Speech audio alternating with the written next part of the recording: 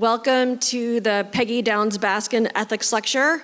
I'm Jasmine Allender, Dean of the Humanities Division at UC Santa Cruz.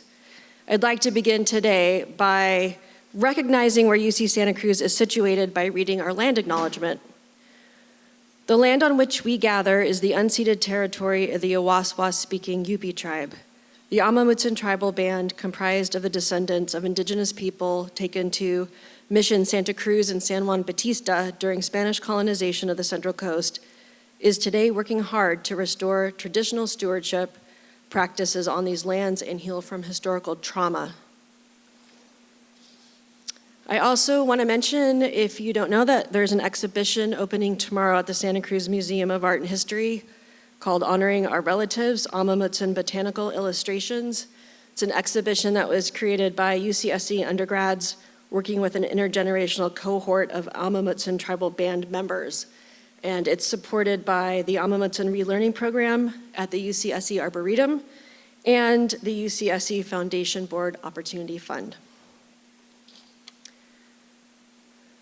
So this evening, Professor Marion Nestle joins us for the 2026 Peggy Baskin Ethics Lecture with a talk titled, Sustainable Food in the Trump Era.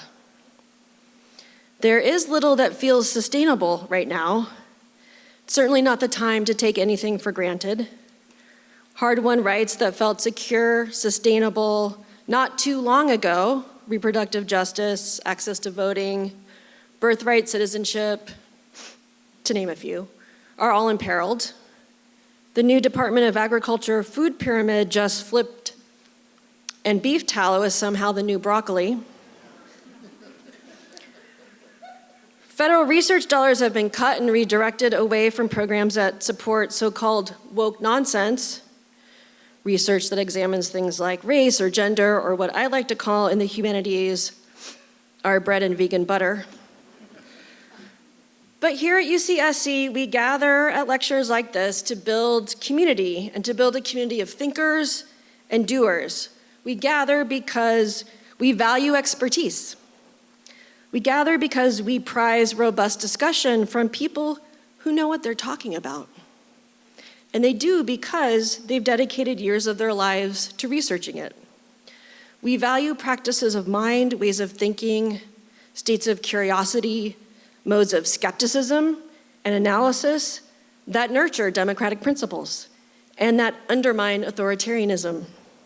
We gather tonight to feed from the wisdom of Marion Nestle, who said in her foodpolitics.com blog post from today? Really? Okay, yes, schedule send. About the new dietary guidelines, quote, complicated research requires interpretation. She goes on to say, we need science to distinguish anecdote from fact. Professor Nestle, I'm here for it. The Baskin Ethics Lecture series launched in 2010 thanks to the Peggy Baskin Humanities Endowment for Interdisciplinary Ethics, established in honor of her longtime interest in ethical issues across the academic spectrum. And this lecture series brings incredible intellectual vibrancy to our campus and alumni community. Past lectures have included Nobel and Pulitzer Prize winning novelist Toni Morrison, journalist Ezra Klein, Joy Connolly, president of the American Council of Learned Societies, and last year, author Jenny Finney Boylan, who wowed us with storytelling accompanied unironically by the auto harp. I want to thank the entire Baskin family for your support and the tremendous impact you've had on our campus. I also want to thank the Center for Agroecology in the Social Sciences Division for their partnership on this event. And I now would like to invite Pranav Anand, Professor of Linguistics and Faculty Director of the Humanities Institute, to introduce our speaker.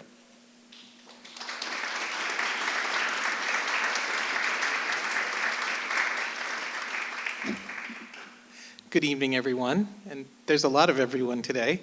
Thanks so much to Dean Jasmine Allender for her remarks about the history and importance of this event, and I also want to thank the Baskin family for their support of this incredible series. As Jasmine said, I'm the faculty director of the Humanities Institute, the research and public programming arm of the Humanities Division, and so in that capacity, it's my privilege to introduce our speaker for this evening, Marion Nestle. Before I invite Marion to the stage, I'd like to share a few details about the event. So after the lecture, Marion will take questions from our in-person audience, and we'll have microphones so you can ask the questions so that people on the live stream can hear, and also so that Marion can hear. In addition, as I just presupposed, this event is being live streamed and being recorded. And then after the event, Marion will be available to sign books. So she'll sign them over there on that table with those lovely flowers. And I'm going to ask you to line up along that back wall. Okay, so on to Marion. Marion Nestle is Paulette Goddard Professor of Nutrition, Food Studies, and Public Health Emerita at New York University. A Californian transplant twice over, she received her BA in bacteriology and her PhD in molecular biology, as well as a master's in public health, nutrition, all from UC Berkeley. After serving as Associate Dean of UCSF's School of Medicine and a brief time in DC, she moved to NYU's Department of Nutrition and Food Studies in 1988, chairing it for 15 years until 2003, and was then appointed Paulette Goddard Professor in 2004 and Professor Emerita in 2017. Her research examines the manifold systemic forces affecting food choice and food safety, from biochemistry to sustainability, from food lobbying and advertising to everything in between. It's pretty amazing. Midway through her service as chair in '96, Marion created the first food studies program in the country, combining work on foodways and food history with nutrition science and public health, and paving the way for the interdisciplinary and ecosystemic view of food that Marion herself is synonymous with. Mark Bittman has called her a guiding light on nutrition, and Alice Waters has called her a tireless warrior for public health, among other amazing but well-deserved superlatives. Marion has published an astonishing 17 books, starting with her 1985 book, Nutrition in Clinical Practice, a practical nutrition book for medical doctors, and then the C. Everett Koop Surgeon General's Report on Nutrition and Health, before her 2002 bombshell, Food Politics, How the Food Industry Influences Nutrition and Health. This book, published soon after the food studies program began, walks through carefully, methodically, and comprehensively the many techniques the food industry uses to stack the deck, from lobbying politicians to influencing school decisions to deceptive advertising to kids to exploiting food chemistry. I read this book a few years after it came out.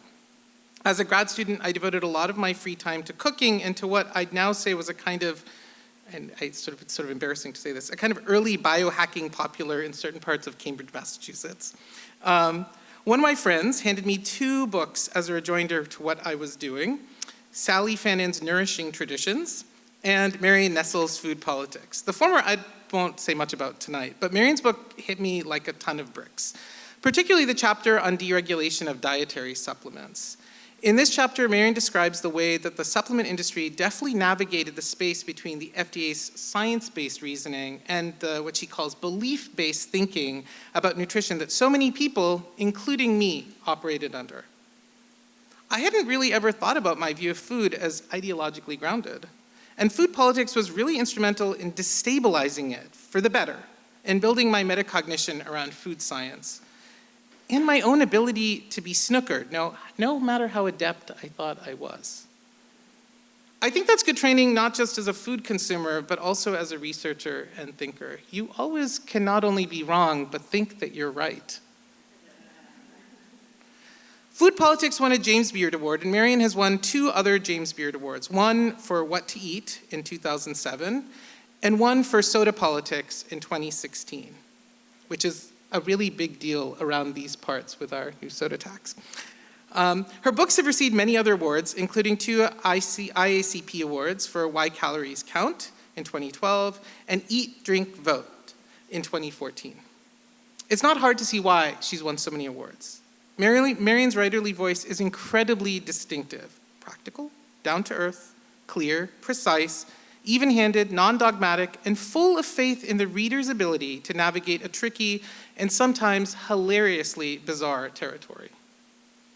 That same persona is on full display at foodpolitics.com, where she blogs daily, now we know how, since 2007, as well as her former column in the SF Chronicle and the countless appearances she's made on TV and radio programs and at festivals around the country. So this is the interactive portion of today. How many of you are here because you have seen or heard Marion on the airwaves? Yeah.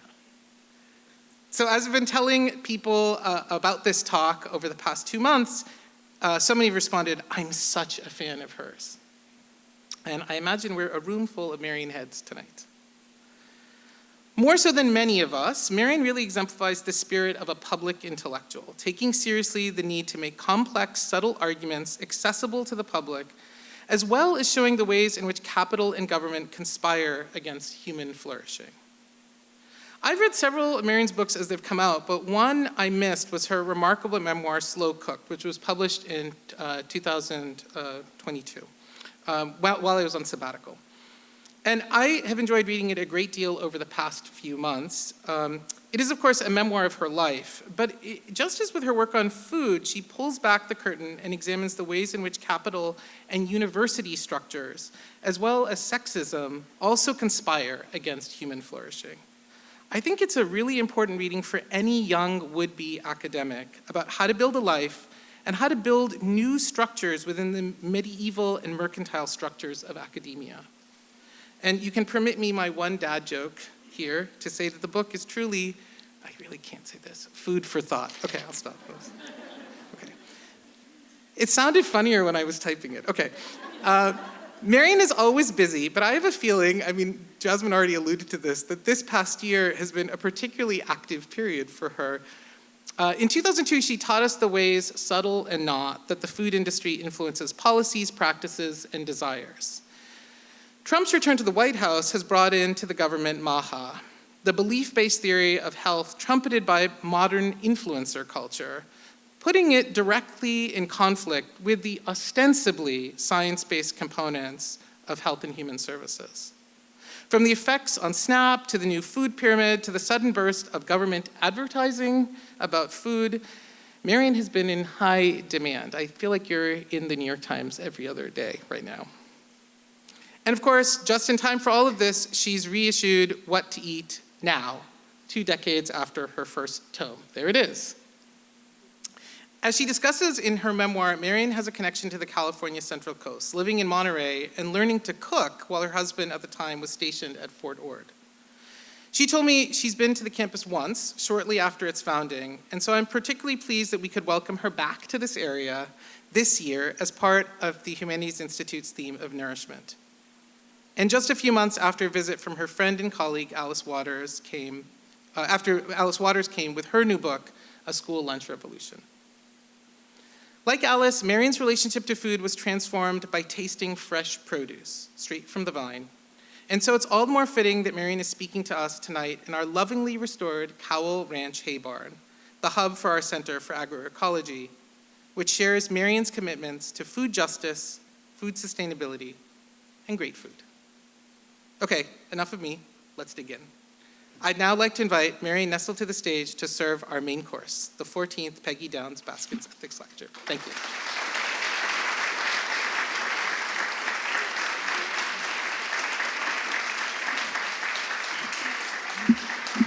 I'm so embarrassed. Pranav, that was really a lovely introduction. I'm so excited to be here, and I'm so excited that all of you are here. I live in Manhattan. There are 8 feet of snow and ice piled everywhere, and it's just so exciting to be here, and it's fabulous to be in California, and thank you for having me. This is really a great honor. The lecture is a great honor, and I worked very hard on this lecture, and I took it very seriously. My remit was to talk about, it's an ethics lecture, so my remit was to talk about ethics, sustainability, and food politics, and I tried to do that. I'm going to show a lot of slides, and if you can't see the slides from where you're sitting, please move where you can see them, because it'll make me feel bad if you don't see them. So, as you've heard, I'm just going to start. I write books about food politics, and I've written a lot of books since 2002. The most recent is What to Eat Now, and there are piles of them there, and I'm going to feel really bad, and the booksellers are going to feel really bad if there's still books there at the end. So please take a look at it. It's a very big book. I'm sorry about that, but I'll just give you my standard joke about it. Michael Pollan says his advice about eating food is eat food, not too much, mostly plants. He did that in 7 words. I did it in 700 pages. No. And one commercial. I have another book coming out this year. It's called Sugar Coated, Unboxing the Hidden Forces Shaping America's Favorite Breakfast Food is the subtitle. It's University of California Press. It's a history of nutrition policy in the United States, marketing, the way food companies market and sell food products told through cereal boxes. It's going to have 44 illustrations in it, in color. Very excited about that. But the book that is most recent is What to Eat Now. It is a new edition of What to Eat that came out in 2006. And everybody says, why'd you write it? It was a pandemic project, and I was holed up and hiding like everybody else was during the pandemic, and I'm thinking, I need a project. What am I going to do? And I took a look at this book. I thought, gee, this is really pretty well written. It holds up pretty well, except it's kind of out of date. And I told the publisher that it probably would only take me 6 months to do a quick revision and bring it up to date. The publisher bought it on that basis. And here we are 4 years later. And it turned out to be, I've never underestimated a project like this, like I did on this one. I just had no idea how much had changed. And I've just made a short list of the kinds of things that had changed. Full sugar soda has been replaced by bottled waters of one kind or another. The plant-based is new. The concept of ultra-processed organic foods have become enormous. International foods have become enormous. Whole supermarkets have had to be reorganized because of the online orders. The industry is even more consolidated. 25 to 30% of all grocery sales are sold at Walmart. Pretty impressive. I love the no labels on food products. Great big long lists of what they don't have. No high fructose corn syrup, no artificial sweeteners, no gluten. I can't believe what's happened to prices.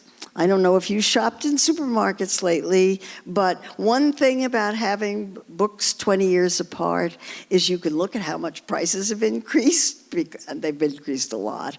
And then I think public awareness has increased enormously. And public awareness is what I'm going to talk about tonight, really.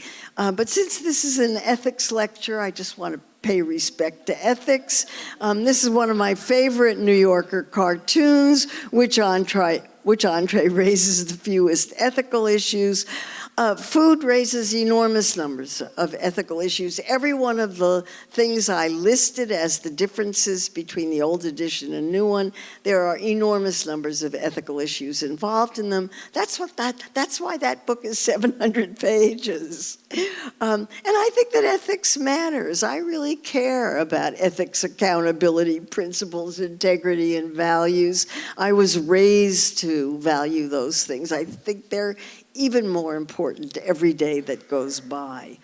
But I thought what I would do to try to pull all this together was to talk about food politics. My book, Food Politics, came out first in 2002. There have been 2 subsequent editions in 2007 and 2013. And University of California Press has just approved a 25th anniversary edition in 2027. And I have to get the manuscript in by July. But when that book came out in 2002, the first question that everybody asked me was, what does food have to do with politics? Nobody asks me that question anymore. And the reason is that when Donald Trump was elected and for the second time and said that he was going to appoint Robert F. Kennedy Jr. as Secretary of Health and Human Services, he made this astonishing announcement on X, which used to be Twitter. For too long, Americans have been crushed by the industrial food complex. I read that and thought, what? He sounds just like me. How did that happen? And here's his pick for HHS secretary. He's going to make America healthy again. So what is the industrial food complex? Well, it's industrial food. And again, I mean, raising enormous numbers of ethical issues that people are arguing about all the time. And it's something that I care deeply about. And I approach my analysis of industrial food and the industrial food complex through the lens of the food system, which is a relatively new term in all of this. And the food system, in its easiest way of talking about it, its simplest way, is everything that happens to a food between the time it's grown, processed, distributed, gotten, cooked, made, and wasted. And the idea of the food system is that you cannot understand why people eat the way they do unless you understand the agricultural system. And you can't understand agriculture unless you understand how people make food choices. So it's very integrated, a very integrated way of dealing with it. And the Trump administration is dealing with food system issues all over the food system. And I'm going to particularly look at the agricultural part because there's so much agroecology here at UC Santa Cruz. And then I'm going to talk about the dietary guidelines because I can't not talk about the dietary guidelines. So here we are a year ago when here's Robert F. Kennedy Jr., newly appointed as Director of Health and Human Services, talking about agricultural policy, which is usually the purview of the Department of Agriculture. And he makes the statement, America's agricultural policy is destroying America's health on every level. Sounds just like me. It's destroying the economic health of farmers by forcing them to get bigger, get out. I mean, what an incredible statement to come from someone like him. The path to healthy food starts with the people who grow it. Amazing statements. These were from a year ago. Sustainability? They're not talking much about sustainability. Sustainability is the intersection between social equity, the economy, and the environment. And this administration is not only not interested in, it's very interested in the economy, but it is not interested in social equity. There are 200 forbidden words that have to do with social equity, and it's not very interested in the environment either. And some of that was very evident right from the beginning. The first Make America Healthy Again report, the assessment report that came out in May 2025, talked about the Make America Healthy Again agenda, which is very focused on getting toxic chemicals out of, or potentially harmful chemicals out of the food supply. The first assessment report talked about chemicals in food 44 times. Some of those were references, but there were 44 mentions of chemicals, 17 mentions of PFAS, the toxic forever chemicals that are really a problem because they're everywhere. The word sustainability did not appear. In the second report, which came out in August, the strategy report, all of a sudden, conversation about chemicals had disappeared. It was down to 4 mentions. PFAS was only mentioned twice. Sustainability was still 0. The reason for the decline was quickly discovered by the press. Here's progressive farmers. Agriculture is outraged by the Maha Commission report. That was the first report that talked about all those chemicals.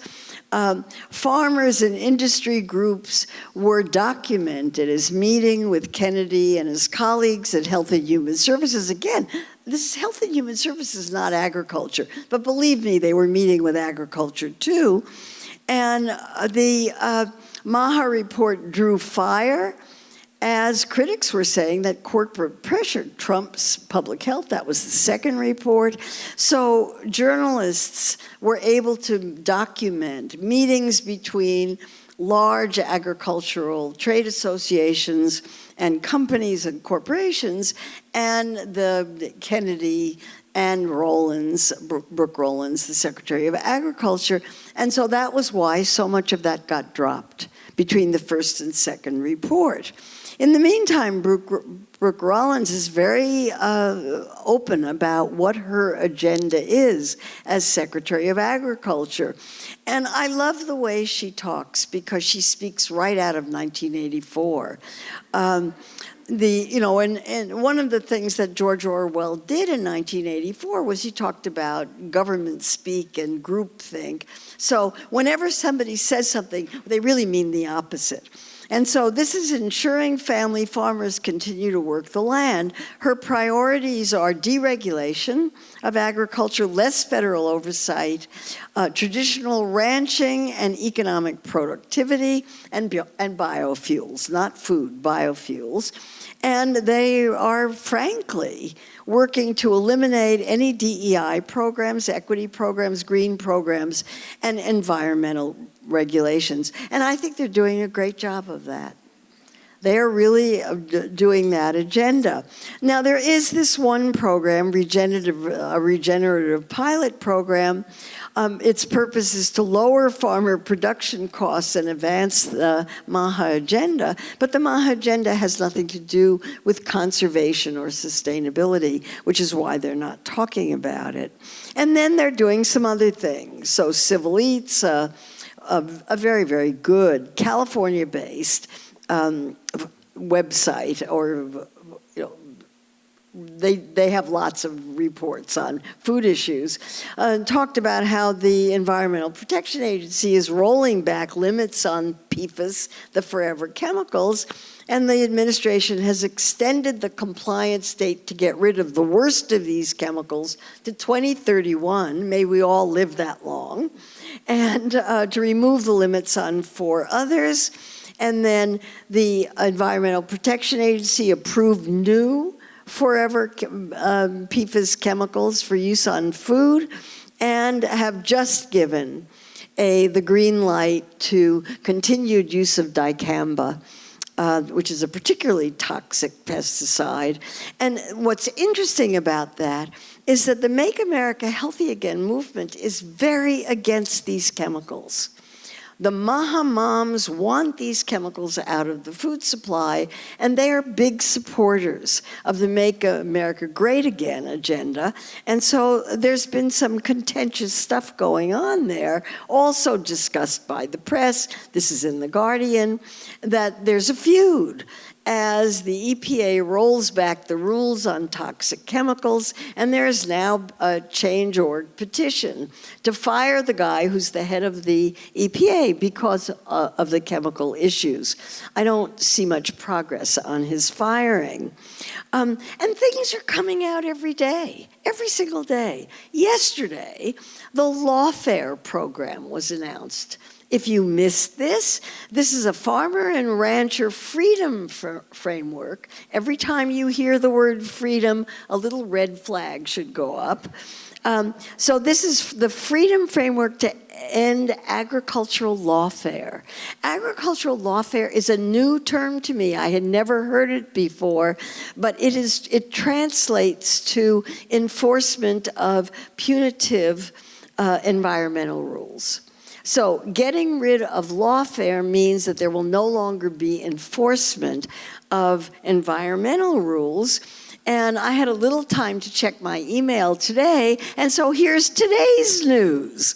Today's news is that the Trump administration has, this is the Environmental Protection Agency, has repealed the bedrock scientific finding that greenhouse gases threaten human life and well-being, and this means the EPA is no longer going to be doing any regulating of climate change. Sustainability, not in this administration. Sorry about that. All right, let's move on to the dietary guidelines, which are much more entertaining, if not positive, to talk about. So let's go back to the industrial food complex and the food system and talk about advice about the food supply and what we eat. And so here is RFK Jr. calling out the food industry as the primary culprit in worsening health epidemics. I mean, again, this is head spinning for me. This is the kind of thing I talk about. I write books about this. And by the way, I was not consulted. Corporate capture, he says, is the biggest threat to American democracy. I have a book about this, my book Unsavory Truth, about how the food industry influences what we eat influences the research about what we eat. Corporate capture, conflicts of interest. He wants to get rid of them. Fantastic. Ultra-processed food is poisoning Americans. I'm a co-author of 2 of the big three Lancet reports on ultra-processed foods that came out a couple of months ago. So this is just amazing. What is he going to be doing with this kind of rhetoric, which sounds a lot like my books on food politics? Well, I was particularly interested in what he was going to do about dietary guidelines, because the dietary guidelines by congressional fiat come out every 5 years. They've come out every 5 years since 1980, and in 1990, Congress said they had to come out every 5 years.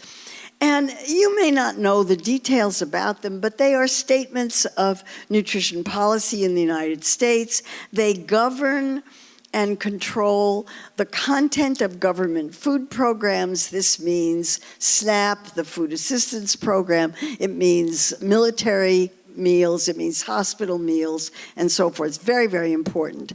It influences what nutrition professionals tell their clients and patients they should be eating. It has an enormous impact on the food industry, because if the guidelines say, don't eat something, that's going to be really bad for business. And its effect on consumers, I have a question mark there, because it's pretty clear nobody pays any attention to them. This is all at a very different level. So the history of the dietary guidelines in one slide. From 1980 to 2025, there have been 9 sets of dietary guidelines. The one we're dealing with now is the 10th. In the beginning, from 1980 to 2000, they were little tiny pamphlets. And then over the years, they got bigger and bigger and bigger and bigger and longer and more complicated and more obfuscating. And I've written books about that, too.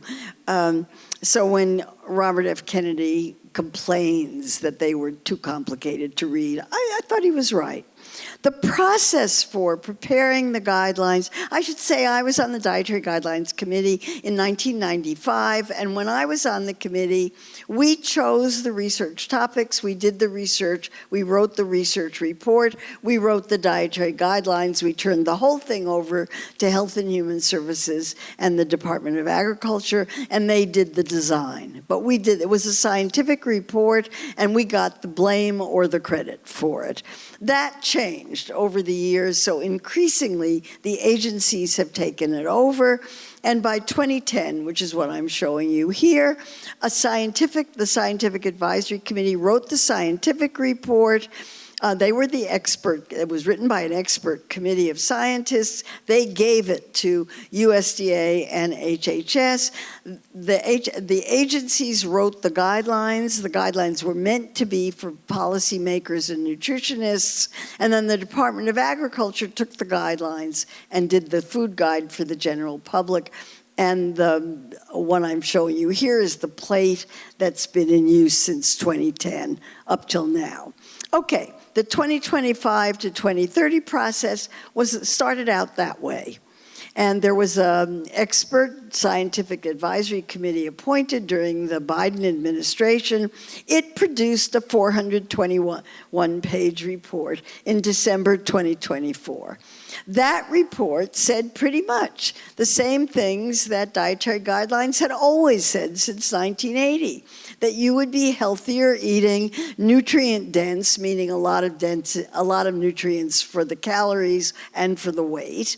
You would be healthier eating a lot of nutrient-dense foods, and emphasizing plant sources of nutrients. You should eat less red and processed meat, fat-free dairy in order to reduce calories and saturated fat, balance calories, and limit sugar, sodium, saturated fat, and alcohol.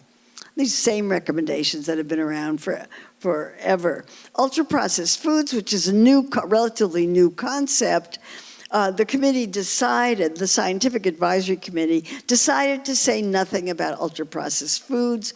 I thought that was weak of them, really weak. They had the opportunity to say anything they wanted. The agencies were going to do whatever they wanted with report anyway. They should have said, reduce intake of ultra-processed foods because there's so much evidence for it. But they decided to ignore the controlled clinical trials because they were short-term. Big mistake.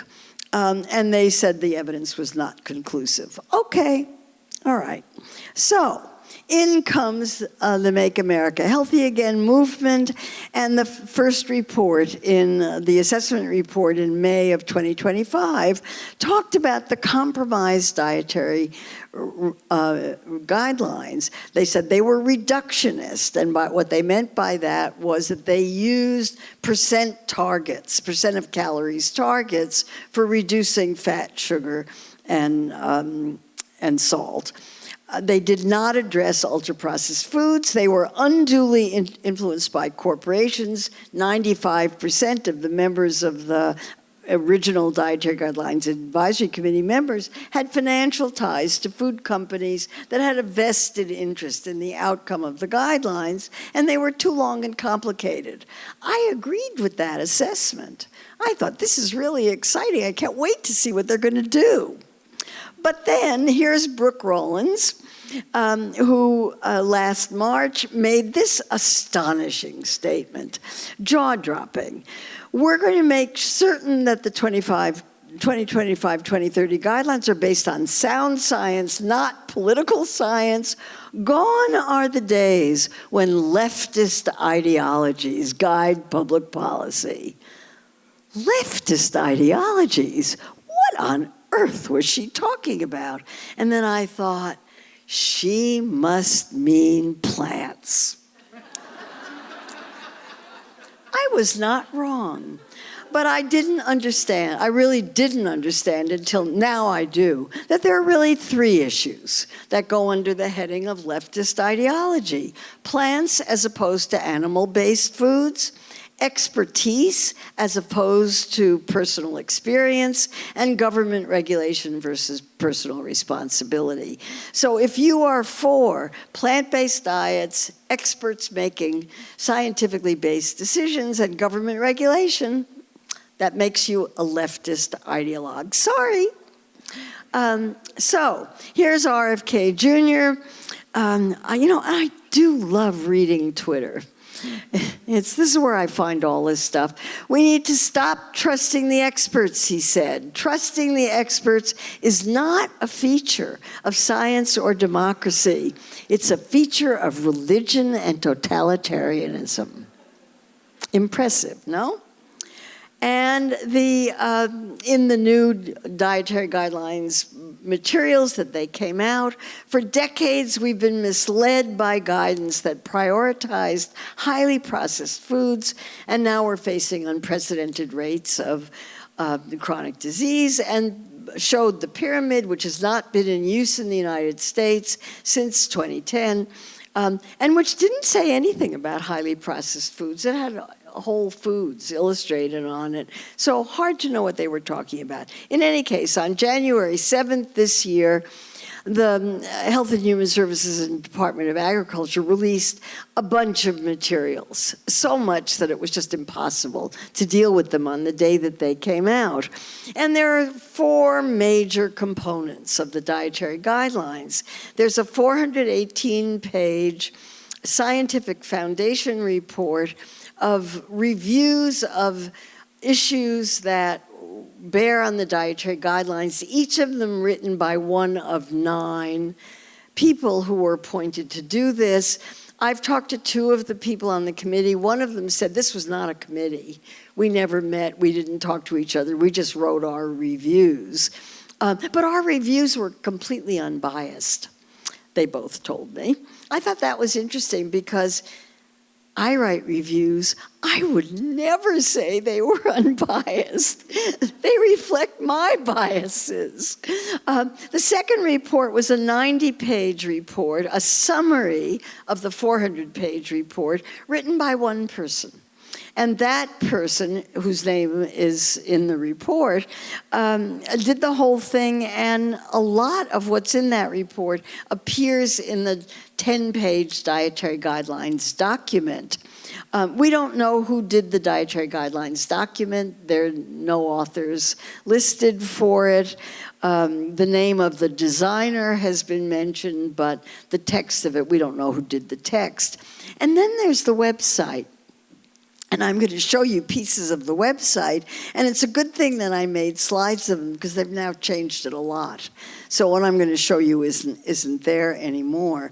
But the website was amazing. The Eat Real Food website, it's realfood.gov. It's really worth seeing. The graphic is really pretty. I like it. It takes the pyramid and turns it upside down. And it lists protein, dairy, and healthy fats on the left, and vegetables and fruits on the right, and whole grains below the line on the bottom. You know, a lot of it, if you read through these, turned out to be a repeat of previous advice. And my first impression when I saw these guidelines was, oh, they really haven't changed very much. They just talk about them differently. So the stuff that's still the same is in red. You know, balanced calories is what the first one means. Consume dairy, eat vegetables and fruits, focus on whole grains, limit sugars and refined carbohydrates, and limit alcohol. Those are all recommendations that have been in the guidelines in one form or another forever. But there's some new stuff here. And one of them was prioritize protein at every meal. Make sure your dairy is full fat, in contrast to what the previous guidelines committee said. Incorporate healthy fats. And they talked about highly processed foods, which I liked a lot. Let me talk about highly processed foods first. They did not use the word ultra-processed. But I thought this graphic, which appeared in the scientific report, was really pretty and gives you at a glance what the story is. So the idea of ultra-processing or highly processed is you take foods that are grown on the farm up the hill, and you extract the ingredients, you package them, you dump a bunch of chemical additives on them, and you turn them into products that people are addicted to. And they comprise 66% of the calories in American diets. So a non-trivial amount. Whereas the farm foods that go onto the table are only 28%, and moderately processed foods are about 6%. So they're a big concern, and there's tons of evidence that show that ultra-processed foods make people eat more calories. If nothing else, that's a reason for reducing them. Eat more calories, lots more calories, 500, 800, 1,000 a day more, without realizing it. The kinds of things that were in green on that list bothered experts. And the expert response to the guidelines was that there are issues about calories. Calories are my issue. Where are calories in this thing? I think they really matter. The protein issue, the full-fat dairy and saturated fat, the whole grains, the alcohol, and then the whole process. So let me say a few things about that, starting with Callie Means' statement about the rationale for the new guidelines, which is that it's not complicated. You pick a whole protein, a vegetable, you add some grains, and humans don't overeat carrots, broccoli, salmon, and steak. Our body has natural satiety, and if you eat whole foods and don't eat a lot of processed foods, you're going to be satiated and you won't overeat. Okay, there's plenty of evidence for that. There actually is real evidence for that view. However, We're talking in apocalyptic terms here. So here's Robert F. Kennedy Jr. saying we're ending the war on protein. We're ending the war on saturated fats.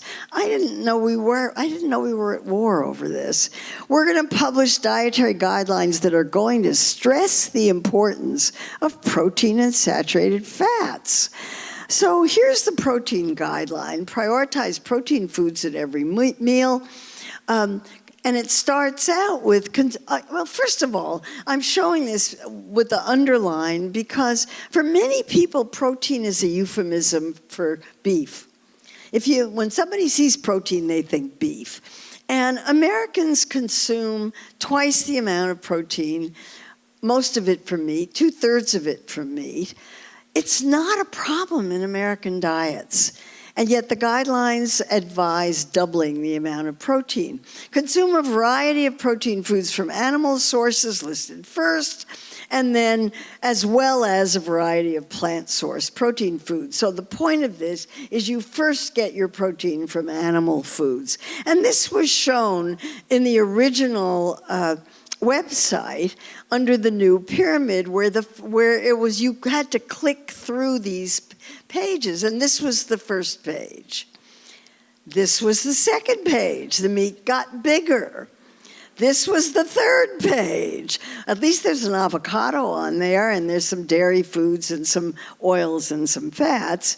And then finally, you got the vegetables and fruits, and when you got to the end of it, you got the whole grains. Well, what's this about? Why is meat being emphasized so much? Well, here's Robert F. Kennedy Jr., who's announced that his own diet is a carnivore diet. He only eats meat and fermented foods. And he was photographed this time on Instagram. No cake, just steak. A happy birthday to him where he's got candles on a steak. This is the head of Health and Human Services we're talking about here. Okay, here's the dairy recommendation. This was another one. When consuming dairy, include full fat. Dairy with no added sugars. Dairy is an excellent source of protein, healthy fats, vitamins, and minerals. Yes, it's an excellent source of protein, but the protein is in the low-fat portion. It's in the whey, and so are the vitamins and minerals. The nutritional quality of full-fat and skim milk is basically the same. The only difference is that the full fat has more saturated fat and calories. More fat, saturated fat, and calories. And as for healthy fats, that's questionable. There's big arguments about that. In any case, this government is pushing full-fat milk. And here is the President of the United States with a milk mustache, drink whole milk, and the Secretaries of Health and Human Services and Agriculture jointly photographed with milk mustaches. Here again, intrepid reporters have done the investigation on this. How did this happen?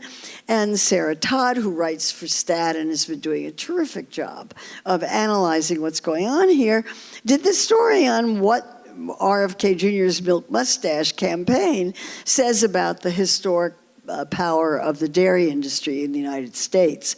Plenty. So here's Michael Pollan. Eat food, not too much, mostly plants. I quote him all the time on that. I really love it. And we have the new dietary guidelines that agree with him on the real food, but really are saying as much as you like, mostly meat, as far as I can tell.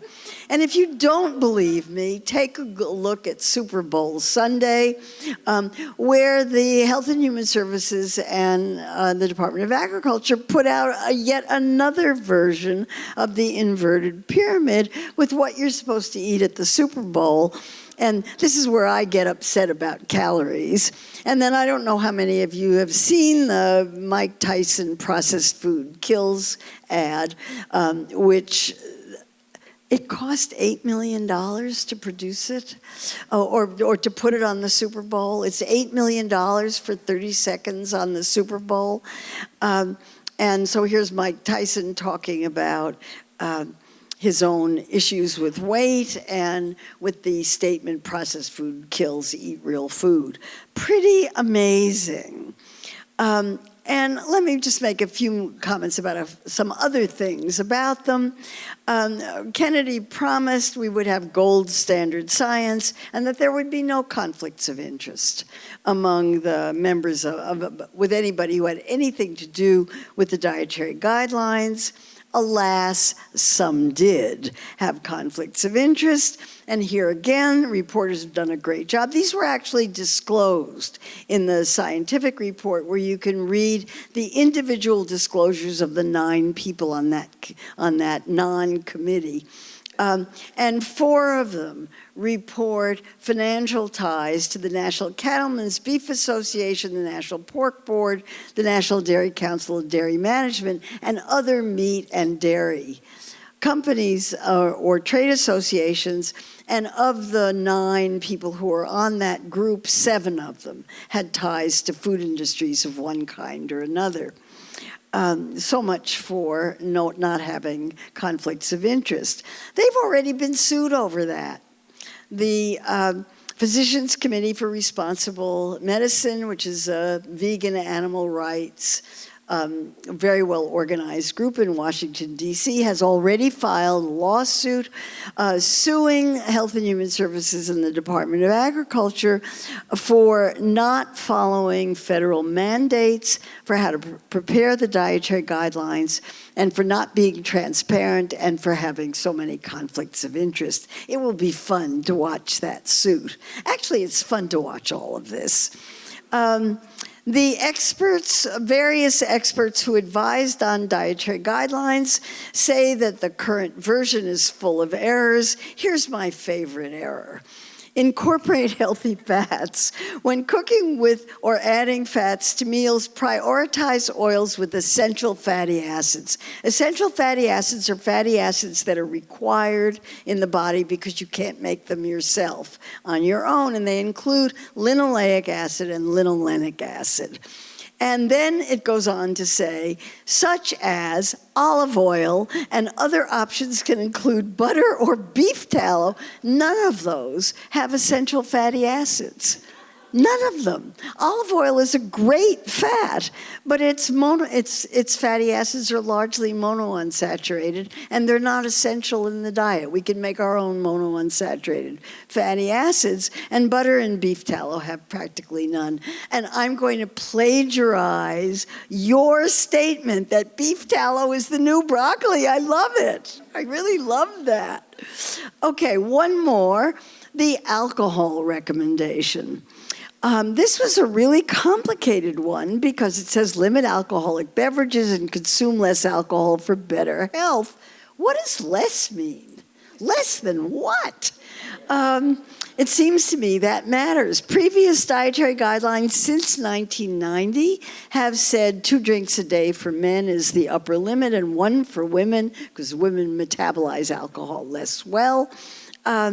And in the previous dietary guidelines, there was a big fight. The committee recommended no more than 1 drink a day for men and 1 for women because of the increasing amounts of evidence that any amount of alcohol raises the risk for chronic diseases. And they chose not to get involved in that at all. And to drop the numerical recommendations and to just say limit and less. Now, you can interpret that either way. You can say that means less is, they really mean less is better, or you can say, less than what? I'm a less than what person. I would like to.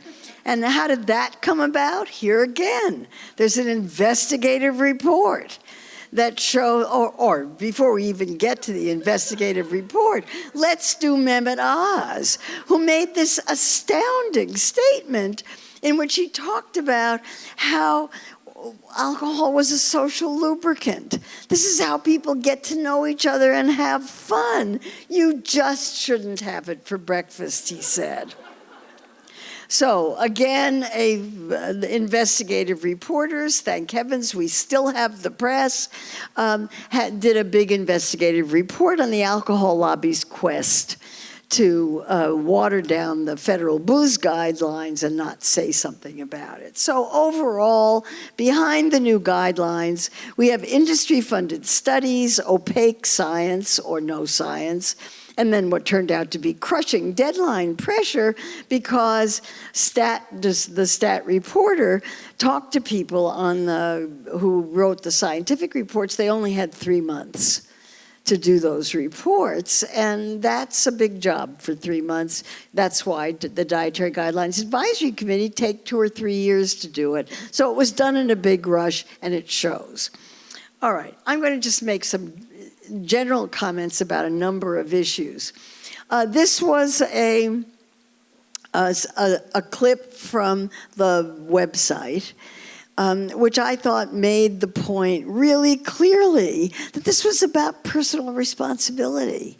It's not about the government helping you to make healthy food choices or giving you advice that might actually be possible to follow. So the claim here is that this was rooted in health, science, transparency, and personal responsibility as one of the root factors in this. And then, again on Twitter, Brooke Rollins said, because the issue came up, nobody's going to be able to afford to eat real food, given current food prices. She said, we've run over 1,000 simulations. It can cost about $3 a meal for a piece of chicken, a piece of broccoli, corn tortilla, and one other thing. And the web was immediately flooded with examples of one piece of chicken, one piece of broccoli, one tortilla, and the one other thing is one M&M. Other people have said, yeah, you can eat healthfully at $3 a meal if you've got sharp knives, a pot, a stove, and a colander. And you gotta know how to cook. You have to have time. You have to be able to do all those things. And you have to have the money to buy real food. And then there is what I call the hijacking of the food justice movement. This is the MAHA website, and I have to tell you, I bought this T-shirt. I plan to wear it ironically. Eat well, buy local. And if you look at this particular inverted pyramid closely, it's almost all meat. Almost all of it. It has a head of cabbage on it and a potato, I think, and that's about it. But you can buy a T-shirt, you can buy a mug. And they also have T-shirts for regenerative. And then I have to admit, none of this may matter at all, because as it turns out, nobody follows these guidelines. And so here you have the old, the new, and the whatever. I just don't know what to say about this. These matter terribly, and they don't matter at all in some fundamental way. But I think the real concern is that this is a distraction from what's really going on in government. And if I can do one more cartoon, I particularly like this one. This was done when the food dyes, and President Trump said, as long as Coca-Cola used cane sugar instead of high fructose corn syrup, something that I thought was nutritionally hilarious, that he would be turning Coke into a health food and would make America healthy again. So, the destruction of the public health apparatus in the United States and the issues of climate change, sustainability, environmental protection, which you can add to the other things that have been trampled on. So what do we do about this? Well, we organize and do advocacy. And that's another talk, which I don't have time to give. But I think it's the most important thing that we should be doing right now. And I'm a big proponent and a big pusher of a book called Organizing for Social Change, which comes from the Midwest Academy. I had never heard of it when I read it, and I read it when I was teaching food advocacy courses. I think it's absolutely extraordinary and should be required reading for anybody who cares about these issues, because it tells you how to do effective advocacy. And its basic message is community organizing. That's what works. The Maha people have done a brilliant job of that. We need to do it too. So I will end here with my mantra, which is vote with your fork, meaning exercise personal responsibility whenever you make food choices, but even better, vote with your vote, which means getting involved in food politics. And I thank you very, very much for the opportunity to do this. Thank you.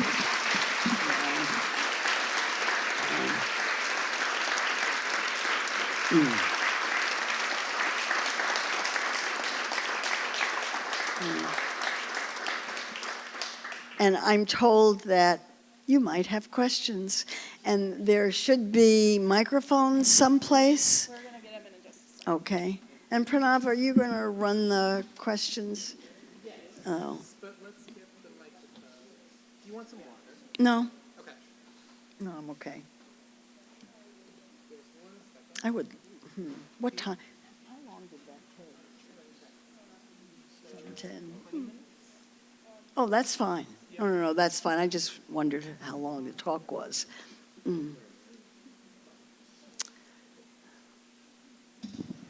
you go. Okay. Okay, thank you so much for that very depressing talk. So I hope you've all saved your questions for what to do, because you might have to give your second talk now. Okay, so who would like to ask the first question? And the microphone is being You passed. can ask anything. Hello, oh good. I am very concerned about grass-fed beef and the story behind its sourcing and where it's coming from, if it's transparent where it's really coming from. Grass-fed beef. What's the story?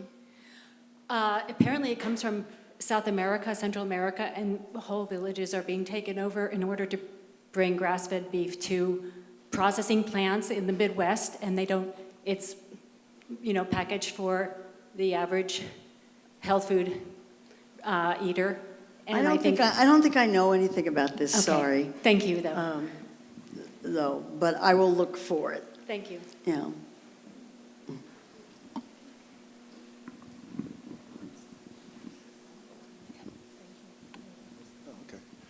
Hello.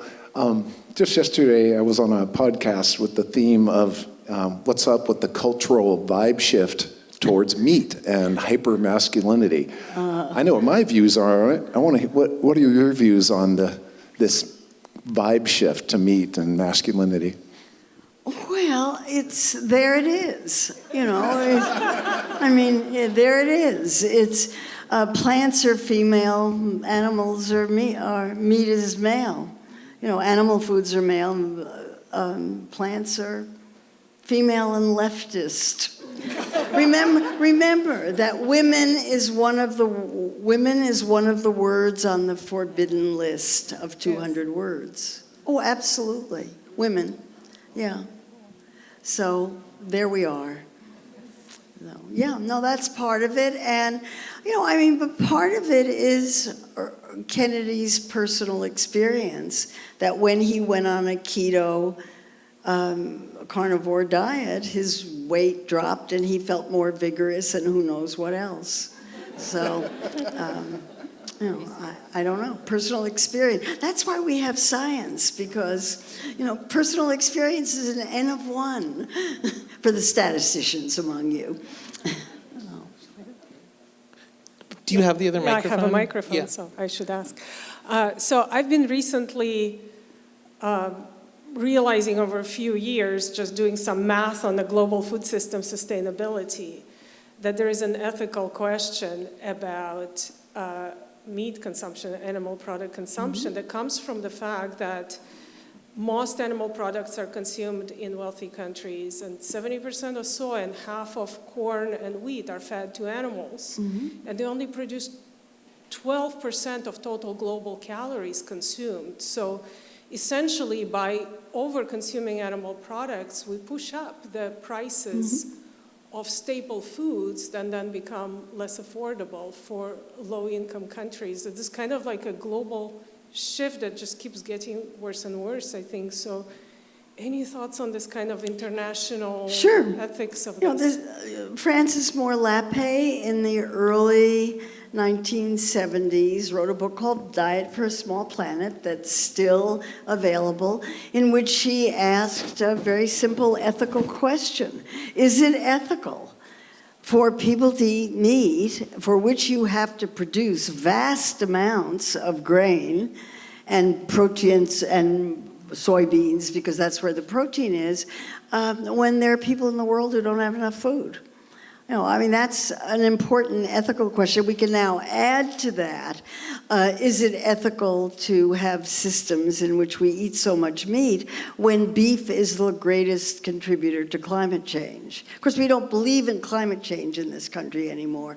So, you know, I didn't go through the ethical questions in the kinds of things that I was talking about because it seems to me they're obvious. I mean, they're really obvious. And the American food system, the percentage of corn and soybeans that is used to feed animals is basically 50%. And the amount of grain or soybeans that go to produce ethanol is basically 50%. We don't grow corn and soybeans in this country to feed people. We do not. This is not food for people, indirectly through animals. But the amount of land that is given over to it, I mean, don't get me started on ethanol, because I think it's just crazy. But I once heard a official of the Department of Agriculture, this was a long time ago, but even so, I think there are people who believe it. He didn't think we should be growing food in the United States at all. He thought we should buy food from developing countries, because low resource countries, because they could grow it cheaper than we could, and we should be using our land for recreation and housing. This was at an agriculture meeting. He didn't get very many arguments. So, that's the political situation. But I think the ethical issues are obvious here. If you think they need to be spelled out, I'll spell them out. But you picked a big one.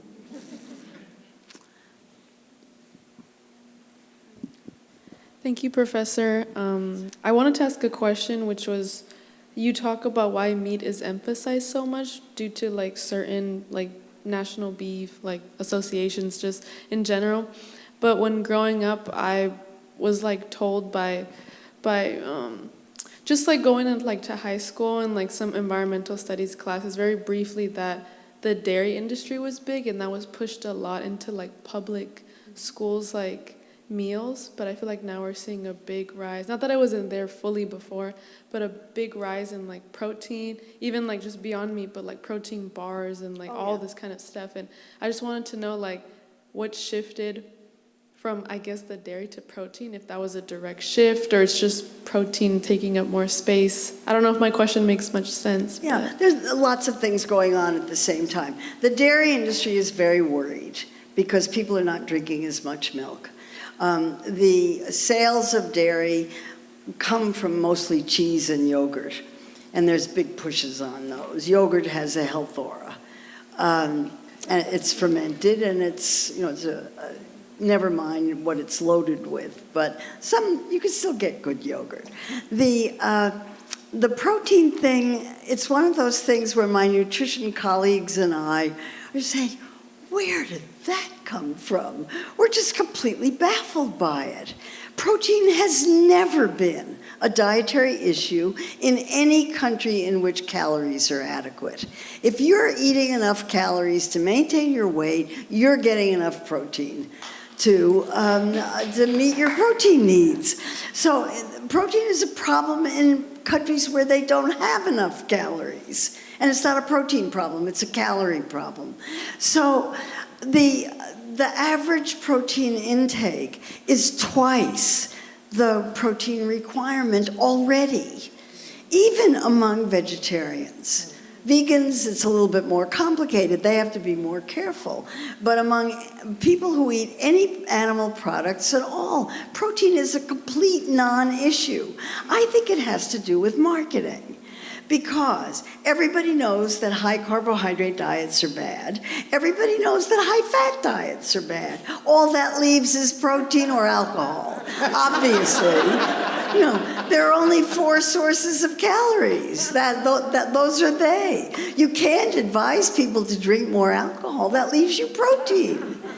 And because protein there's nothing bad about eating more protein. I mean, it used to be thought that people with kidney disease have a problem with protein, but if you don't have kidney disease, you can handle more protein. So you can eat, it's the one eat more message. You have to eat less carbohydrate, you have to eat less fat. At least you can eat more protein. And so it has this health aura, and it's in everything. And I told some people today, my favorite example is Cheerios. Cookies and cream protein Cheerios. You can buy it at your local supermarket. I bought one. I wanted the box. So I don't know, it's in everything. I think it's crazy. And what they're doing is they're adding protein in powdered form. And now there's a huge issue about that because protein powders accumulate toxic metals. And so somebody has just proposed a law that the protein powders have to be tested for toxic metals. I think that's a very good idea. But why are you eating protein powders at all?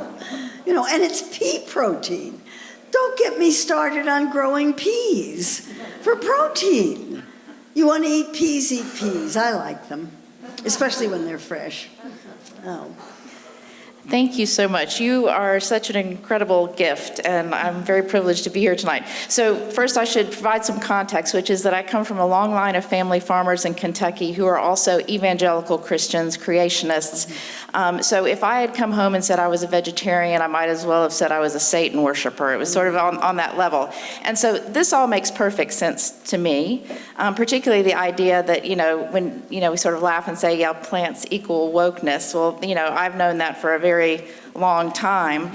So I'm wondering if you could say something about the sort of ideology of this food pyramid. Obviously, RFK Jr. is not an evangelical Christian, but he's contending with a lot of evangelical Christians in the Maha movement. And it's very much about the sort of idea of individual responsibility, this sort of very Calvinist idea about the body, and I think it just flows directly into this whole idea of this reversal of the food pyramid, but it also nicely aligns with, supporting family farms and these sort of big lobbies. And we know the big ag, a lot of these big ag companies are controlled by evangelical Christians, Christian families as well.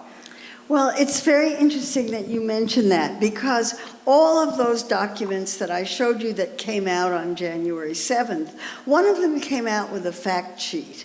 And the fact sheet used the word evangelizing. It used that word.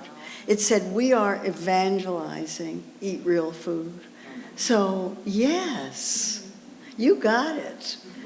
There's something there. There really is. Yeah, that's it. That's it. It's part of the whole thing. So the evangelical, that's the word they used. And the evangelical message, by the way, the eat real food, which I like, that's an old food justice movement statement. It's not part of the guidelines. It's not a guideline. It's sort of wraps the whole thing. It's in the website. You have to go to the website to see it. But those materials, and I did a blog post, and yes, I scheduled the blog post. I do blogs on weekends, and I scheduled them for the week. Otherwise, I wouldn't survive the week. But I did a blog post in which I listed all of the documents, because they disappear quickly.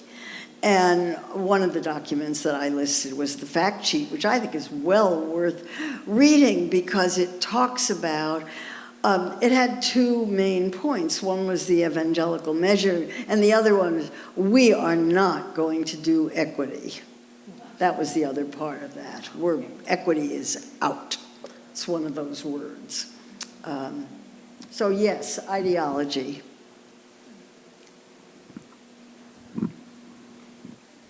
This is an ethical question, or ethics question. I'm not sure which is right.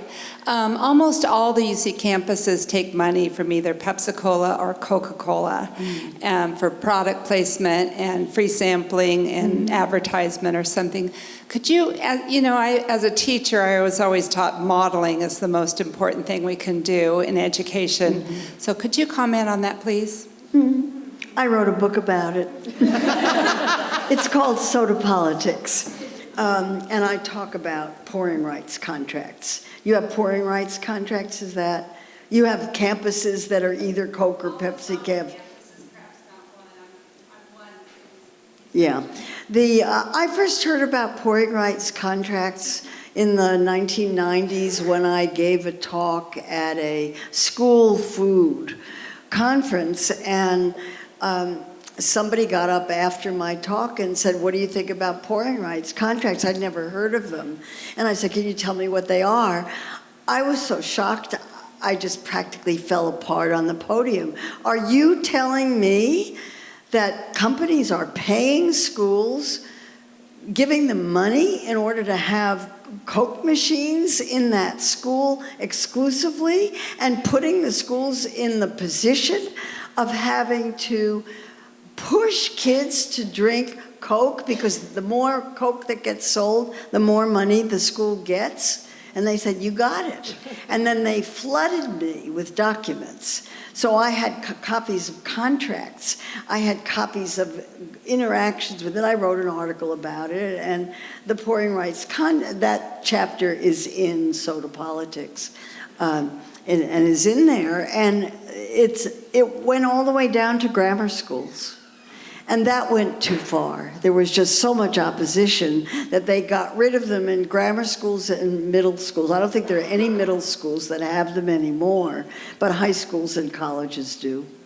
And the amounts of money are staggering. So you can understand why a school would... The kids are going to drink Coke and Pepsi anyway. I've heard that. That's one of the arguments. Why shouldn't we get the money? We need the money. The money almost always goes for scoreboards or athletics, almost always. Sometimes it goes for computers and educational materials, but mostly it goes for sports and those kinds of things. So I thought they were shockingly unethical, putting the schools in the position of pushers of, if there's one food that it's the only food. I feel you have to feel sorry for Coke and Pepsi, you really do, because they make a product that's sugars and water and nothing else. Nothing else is that simple. So if you want to tax something, that's an easy thing to tax. Look at the trouble the states are having when they decided they wanted to take sugary candies and cakes and things out of snack. They're having a terrible time. Those foods have nutrients, but sodas don't.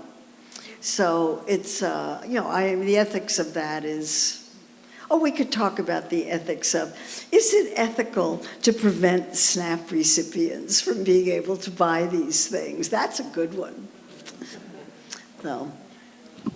Okay, so just in the interest of time, we unfortunately can do one more question just so that you can sign books. Oh, I hope I get to sign books. Oh, I don't know if I'm worthy of being the last question, but I kind of had one personal interest question and one academic question, if that's okay. A really quick one. I like your negotiation. So out of personal interest, I am curious, since seed oils and beef tallow were all thrown into question, I cook often in my own time, and so that leaves me being like, so then what oil can I cook with that will not have a high heat point like olive oil, or like that will not burn like olive oil, or still be very nutritional in a sense? I'm an everything in moderation kind of person. If you want essential fatty acids, you need seed oils. Oh. That's where they are. They're also in green vegetables, but the best source of them is seed oils. And why this, this is again a nutritionally baffling issue, is why the MAHA movement is so concerned about seed oils. I don't really understand it. Canola oil is poison. Canola oil has one of the best balances of omega-3 and omega-6 fatty acids. So I don't know. I mean, judging from that whole business about oils, I don't think they're talking to nutritionists at all. Oh, wow. I'm quite baffled by it. I was sold on canola oil being bad too, so wow, this is new information for me. Yeah, seed oil, well, Robert F. Kennedy Jr. says seed oils are poison. And the last question I wanted to ask I'm is, as a student, my concern in food culture as agroecology major is the ultra-processed side of how a lot of food that we eat currently isn't actually made of food. And I was curious then, like, what would be the best outlet or way to combat against it? Is it through just what you do through writing books and literature? Is there policy that can be fixed about it to make a change so that There's lots it could go away? Yeah, there are lots of policies. Whether you could get the policies passed is another matter, but taxes would be would be the first place to start. And there are places that tax sodas. And guess what? Consumption goes down. It doesn't go down terribly, so that there's still money being generated that they can use, but it goes down. And it discourages people from buying them. So that's, that would be one way. You can keep them out of schools. You can keep them out of institutions. You can not have them at your events. There are all kinds of things you could do. All you need is the political will. Or the community organizing. Well, thank you. Thank you for that final bit of hope.